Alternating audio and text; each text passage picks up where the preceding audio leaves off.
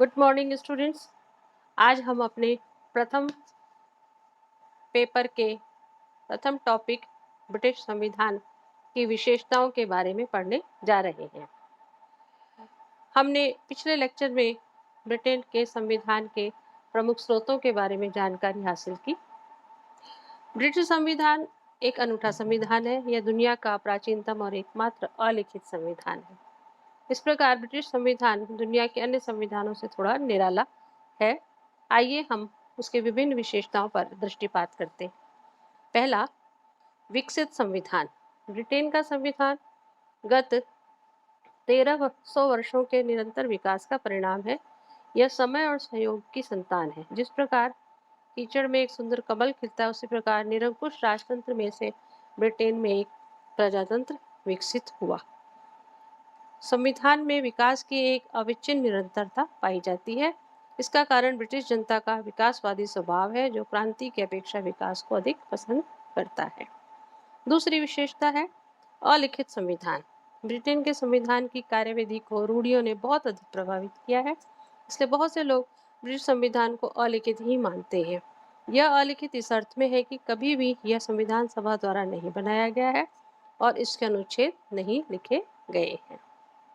तीसरी विशेषता एकात्मक संविधान। इंग्लैंड छोटे छोटे प्रांतों या राज्यों में बटा हुआ नहीं है। इसमें शक्ति विभाजन के सिद्धांत का प्रयोग भी नहीं होता। शासन व्यवस्था एकात्मक है। शासन की समस्त शक्तियां केवल एक ही राष्ट्रीय सरकार में निहित है। सारे देश का शासन एक ही स्थान, देश की राजधानी से होता है। सारे देश के लिए एक ही कार्यपालिका, एक ही व्यवस्थापिका और एक न्यायपालिका है। इंग्लैंड में संघात्मक राज्यों के समान दो प्रकार की सरकारें भी नहीं है और केंद्रीय सरकार ने प्रशासन को सुचारू रूप से चलाने के लिए कुछ शक्तियां स्थानीय सरकारों को जरूर दी हैं और केंद्रीय सरकार उनको अपनी इच्छा अनुसार वापस भी ले सकती है। इस प्रकार ब्रिटिश संविधान एकात्मक संविधान के रूप में जाना जाता है। अगली विशेषता लचीला संविधान। ब्रिटिश संविधान संसार का सबसे अधिक लचीला संविधान है। लचीला संविधान वह होता है जो सुपरिवर्तनीय हो, जिसमें सरलता से संशोधन किए जा सके, अर्थात इसमें संशोधन करने की कोई विशेष प्रक्रिया नहीं है। जिस प्रकार साधारण कानून पारित किए जाते हैं, ठीक उसी प्रकार बड़े से बड़ा संशोधन भी पास किया जाता है। और इस प्रकार ब्रिटेन में साधारण कानून बनाने और संविधान में संशोधन करने की प्रक्रिया एक समान है। केवल बहुमत के द्वारा संसद संविधान के किसी भी अंश में संशोधन कर सकती है। संशोधन करने के लिए यह कहने की आवश्यकता भी नहीं है कि संविधान संशोधित किया जा रहा है। इस प्रकार ब्रिटिश संविधान की इस विशिष्टता के कारण ही किसी महान संकट के बिना परिवर्तन और हिंसा के बिना विकास संभव हो सका और इससे ही यहाँ का संविधान समाज के स्थायित्व को अभिव्यक्त करने वाली रूढ़िवादी भावना को कुंठित किए बिना अपने को आज के समाज की गत्यात्मक आवश्यकताओं के अनुरूप ढाल सका है। अगली विशेषता सीमित राजतंत्र या पैतृक राजतंत्र। इंग्लैंड में पैतृक या आनुवंशिक सीमित राजतंत्र की स्थापना हो गई है। सन 1642 के गृह युद्ध से पूर्व इंग्लैंड के सम्राटों की शक्ति निरंकुश थी और वे सब क्षेत्रों में स्वेच्छाचारी आचरण करते थे, किंतु 1688 की स्वर्णिम क्रांति के बाद सम्राट की शक्तियां सीमित हो गई। अब ब्रिटिश सम्राट की सारी शक्तियों का प्रयोग उसके मंत्री करते हैं। सम्राट के पास तो व्यवहार में से केवल 3 शक्तियां हैं: सलाह देने का अधिकार, चेतावनी देने का अधिकार तथा प्रोत्साहित करने का अधिकार। अगली विशेषता धर्मनिरपेक्ष संविधान नहीं। ब्रिटेन का संविधान धर्मनिरपेक्ष संविधान नहीं है। यह ठीक है कि ब्रिटेन में सभी नागरिकों को धार्मिक स्वतंत्रता प्राप्त है।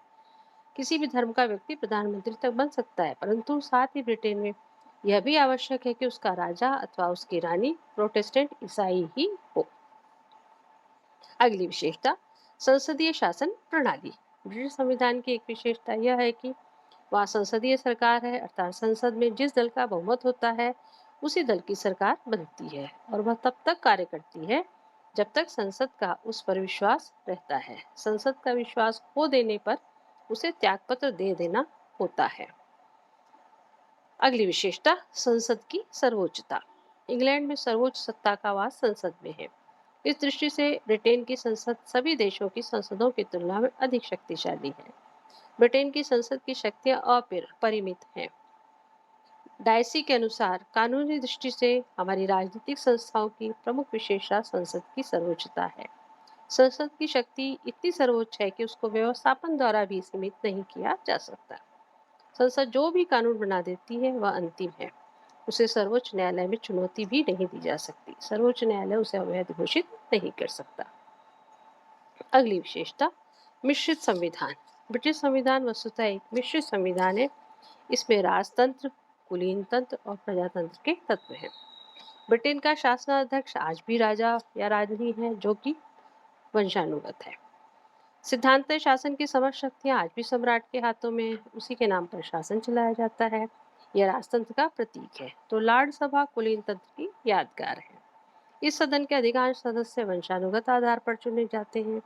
यह सभा आज भी ब्रिटिश समाज के कुलीन तथा धनाढ्य वर्गों का ही विशिष्ट प्रतिनिधित्व करती है। किंतु वास्तविक शक्ति न तो राजा के पास है और न लॉर्ड सभा के पास। वह तो लोक सदन तथा उसके प्रति उत्तरदायी मंत्रिमंडल के पास है। इस दृष्टि से ब्रिटेन का संविधान एक श्रेष्ठ लोकतंत्र की व्यवस्था करता है। अगली विशेषता, विधि का शासन। विधि अथवा कानून के शासन से साधारणतः यह समझा जाता है कि किसी देश में शासन वहां के कानून के अनुसार चलता है और किसी व्यक्ति विशेष की इच्छा के अनुसार नहीं। पर कानून के शासन का अंग्रेजी संविधान में एक विशिष्ट अर्थ है। डायसी ने कानून के शासन के विषय में 3 प्रमुख बातों पर प्रकाश डाला है। प्रथम, व्यक्ति को कानून के उल्लंघन के लिए दंड दिया जा सकता है। द्वितीय, कानूनी समानता अथवा सभी वर्ग के लोगों का साधारण न्यायालयों द्वारा प्रयुक्त देश के साधारण कानून के अधीन होना है। और तीसरा, लोगों के अधिकार व उनकी स्वतंत्रता के रूप का निरूपण स्वयं उन न्यायिक निर्णयों द्वारा होता है जो कानून के शासन व संविधान के अभिन्न अंग बन गए हैं।